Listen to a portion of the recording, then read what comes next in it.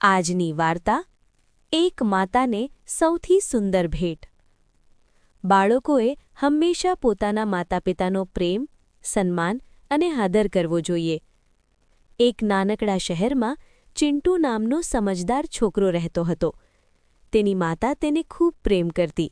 દરરોજ વહેલી સવારે ઉઠીને તે તેની માટે નાસ્તો બનાવતી, તેને શાળાએ તૈયાર કરતી અને તેની દરેક નાની મોટી જરૂરિયાતનું ધ્યાન રાખતી।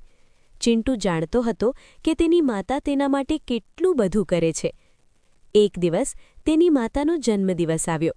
ચિંટુએ વિચાર્યું, આ વખતે હું મમ્મીને એવી ભેટ આપું કે જે જોઈને તેઓ ખુશીથી ઝૂમી ઉઠે। તે પોતાના ગુલ્લક પાસે ગયો। ઘણા સમયથી બચાવેલા બધા પૈસા તેણે બહાર કાઢ્યા। સિક્કાઓ અને નોટો ગણીને તેણે ખુશીથી વિચાર્યું, હવે તો સારી ભેટ આવી જ જશે।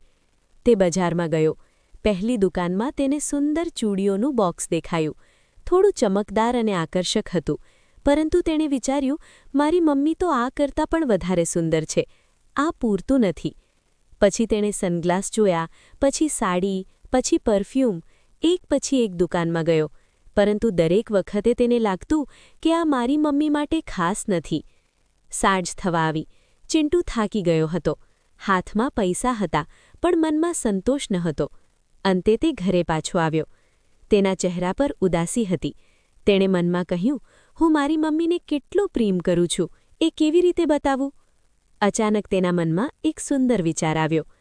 તે ટેબલ પાસે બેઠો, રંગીન પેન્સિલો કાઢી, એક સફેદ કાર્ડ પર દિલથી લખવા લાગ્યો, મમ્મી, તમે દુનિયાની સૌથી સારી માતા છો। હું તમને દુનિયાની સૌથી શ્રેષ્ઠ ભેટ આપવા માંગતો હતો, પરંતુ બજારમાં કોઈ એવી વસ્તુ ન મળી જે તમારા જેટલી સારી હોય, કારણ કે તમે જ મારા માટે સૌથી મોટી ભેટ છો। તે કાર્ડને સુંદર રીતે સજાવ્યું અને મમ્મીને આપી દીધું। માતાએ જ્યારે કાર્ડ વાંચ્યું ત્યારે તેમની આંખોમાં ખુશીના આંસુ આવી ગયા।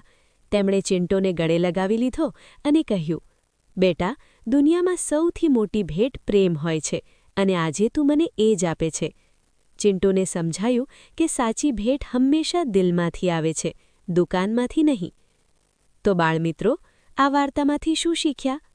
માતાપિતા માટે સૌથી મોટી ભેટ પૈસા નહીં, પરંતુ સચ્ચો પ્રેમ, આદર છે। જરૂરી નથી કે પૈસા ખર્ચ કરીને જ મોંઘી વસ્તુ આપવાથી પ્રેમ કળ્યો ગણાય છે, પણ જો તમારો નાનો એવો પ્રયાસ પણ પ્રેમ સાબિત થઈ શકે છે। તો મિત્રો, તમે પણ તમારા મમ્મીને શું ગિફ્ટ કરશો?